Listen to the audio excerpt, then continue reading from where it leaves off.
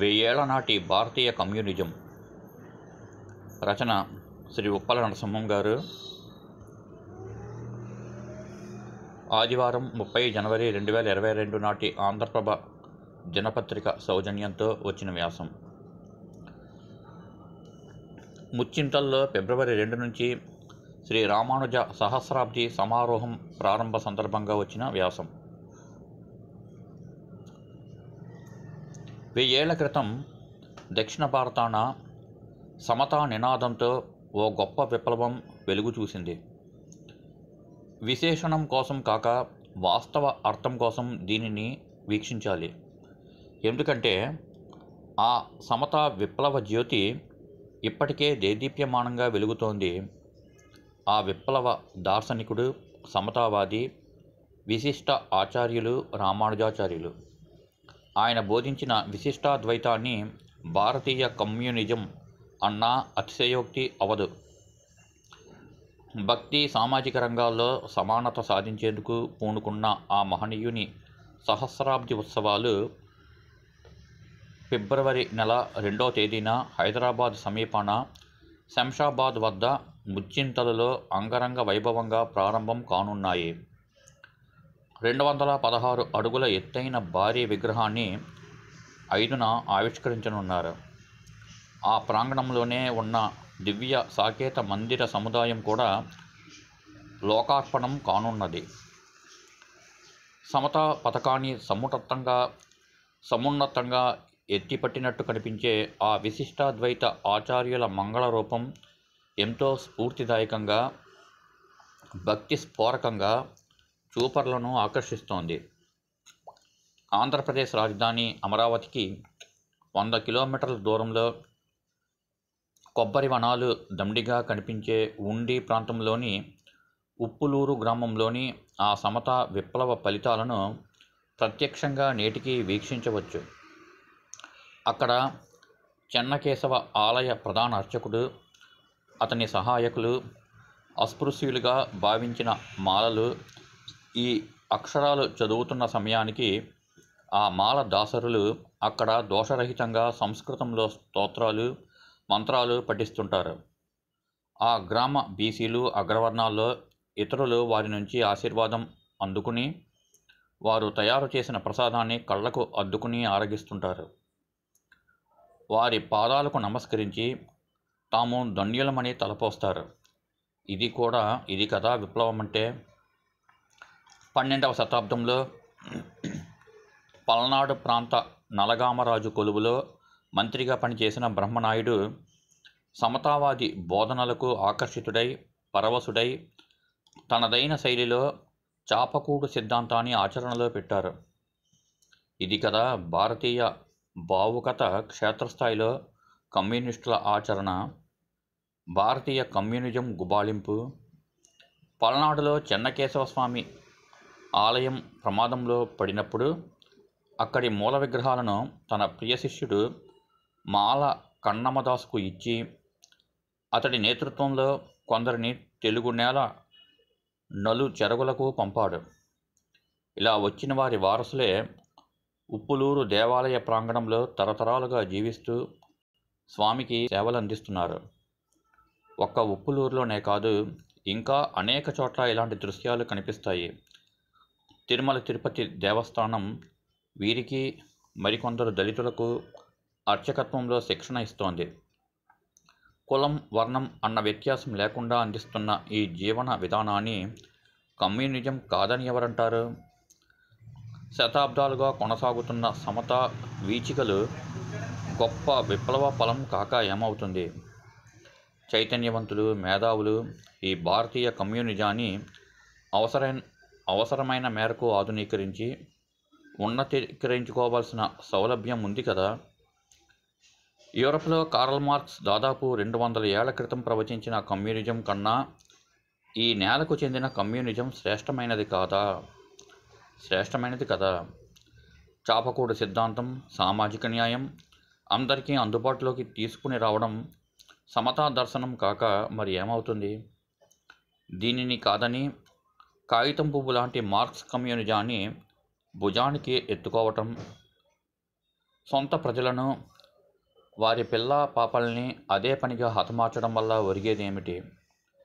గత 100 ఏళ్లుగా దేశంలో కొనసాగుతున్న వారి అరివీర భయంకర హింసధ్వని ధ్వంసరచన ఎవరికి మేలు కలిగిస్తోంది? ఆలోచనాపరులు దీనిపై వివేచన చేయాల్సిన సందర్భం ఆసన్నమైంది. మునివాహన సేవ పేర బ్రాహ్మణులు దళిత భక్తుడిని భుజాలకెత్తుకుని ఊరేగింపుగా ఆలయంలోకి తీసుకుని వెళ్లడం కన్నా మించిన ఆదర్శం మరొకటి ఏముంటుంది? ఇది సమతకు చిహ్నం కాక మరేముంది? భారతీయ సమాజం కోరుకునేది ఇదే కదా. అహాని అణచివేయటం వల్లే అడ్డుగోడల్ని కూల్చివేయవచ్చునని చాటి చెప్పే ఈ ఉత్సవం విశ్వవ్యాప్తం కావాల్సిన అవసరం ఉంది కదా. దీన్ని కదా యువరక్తం ప్రోత్సహించి పట్టం కట్టాల్సింది. హైదరాబాద్ చిలుకూరు బాలాజీ ఆలయం, గుంటూరు, నెల్లూరు తదితర నగరాలు, పట్టణాల్లోని దేవాలయాల్లో ఈ మునివాహన సేవ ఇప్పటికే కొనసాగుతూ ఉండడం అద్భుతం కదా. ఇది కదా కమ్యూనిజం, సోషలిజం సారం. మరి దీన్ని విస్మరించి పరాయి ప్రవచనాల వైపు పరుగు తీయడం భారతీయత ఎలా అనిపించుకుంటుంది? ఇంద్రియాలు, అరిషడ్వర్గాల ప్రభావంతో మనిషి మనుగడ, ప్రవర్తన ఆధారపడి ఉంటుంది. కానీ మార్క్స్ వీటిని పట్టించుకోలేదు, అసలు పరిగణనలోకి తీసుకోలేదు. దాంతో ఆ సిద్ధాంతమంతా నెత్తుటి వాసనే ఇస్తోంది. భారతీయ కమ్యూనిజంలో ఇంద్రియాలను, అరిషడ్వర్గాలను అదుపు చేసే మార్మికత, సాంత్వన గొలిపే లేపనం ఉంది. తులనాత్మక అధ్యయనంతో దీన్ని ఎవరైనా తేల్చుకోవచ్చు. అవసరమైన రూపాంతరీకరణకు అవకాశం మెండుగా ఉంది. మార్క్స్ కమ్యూనిజం పాషాణం, అందులో సంస్కరణకు ఆస్కారమే లేదు. 2 వర్గాల మధ్య తంపులు పెట్టి ద్వేషం ఎగదోసి ఘర్షణకు గాలి నింపి చోద్యం చూడడం తప్ప సహజత్వం, శక్తి సామర్థ్యాలు, జ్ఞానం, హెచ్చుతగుల ఊసు కలికానికైనా కానరాదు. దళిత అర్చకులకు అమరకోశం, శబ్దమంజరి, రఘువంశం బ్రాహ్మణులు బోధిస్తే ఎవరికి నష్టం? మరి ఎవరికి కష్టం? ఈ శాస్త్రాలు, అంశాలు సరిపడవనుకుంటే సరికొత్త పరిజ్ఞానాన్ని అనుబంధంగా అందించడానికి ఎవరు కాదంటారు? వ్యక్తి వికాసం భాష, సభ్యత, సంస్కారంపై ఆధారపడుతుంది. దీన్ని 1000 ఏళ్లుగా భారతీయ కమ్యూనిజం రుజువు చేస్తోంది. ఈ విషయాన్ని ప్రముఖ దళిత రచయిత్రి నంబూరి పరిపూర్ణ జీవితం తెలియజేస్తోంది. ఆమె రచించిన తన జీవిత చరిత్ర దీనికి అర్థం పడుతోంది. రామానుజాచార్యుల విశిష్టాద్వైతం బ్రాహ్మణులకే కాకుండా దళితులకు, ఇతర నిమ్న వర్గాలకు, వర్ణాలకు చేరింది. దాంతో 1000 ఏళ్ల క్రితమే సమాజంలో విప్లవం చోటు చేసుకుంది. మా పూర్వీకులు దళితులు వైష్ణవాన్ని అందిపుచ్చుకున్నారు. తర్వాత మేం బ్రాహ్మణులం అని గర్వంగా చాటుకున్నారు. ఆ విధంగా మాలో సంస్కారం ఏర్పడింది. చదువు, సంధ్యలు వంటపట్టాయి. సంగీత, సాహిత్య, నృత్య రంగాల్లో ప్రావీణ్యం సంపాదించారు. మా నాన్న హరిశ్చంద్ర నాటకంలో చంద్రమతి స్త్రీ పాత్ర పోషించి హృదయంగా పద్యాలు పాడి రాష్ట్రం నలుమూలలా ప్రజలను మెప్పించారు, ఒప్పించారు. నేను సినిమాల్లో బాలనటిగా, వక్తగా, గాయనిగా, ఆకాశవాణి ప్రయోక్తగా సేవలందించాను. ఇదంతా విశిష్టాద్వైతం అందించిన చైతన్యం, స్ఫూర్తి వల్లనే సాధ్యమైంది. ఆ చైతన్యానికి దూరంగా ఉన్నవాళ్ళు మా కళ్ళ ముందే దశాబ్దాలుగా అలాగే ఉండిపోయారు. సరైన అవకాశాన్ని, జ్ఞానాన్ని అందిపుచ్చుకున్నప్పుడే వ్యక్తి, సమూహం అభివృద్ధి చెందుతుంది అని అంటారు. తమలోమ జ్యోతిర్గమయల, కాంతిపుంజం లాంటి మాటల సారాంశమే ఆమె జీవితం. అయితే ఆమె జీవితంలో కమ్యూనిస్టు నాయకుడు దాసరి నాగభూషణరావు భర్తగా ప్రవేశించారు. కమ్యూనిస్టు పార్టీ విధానాల ప్రకారమే వారి పెళ్లి జరిగింది.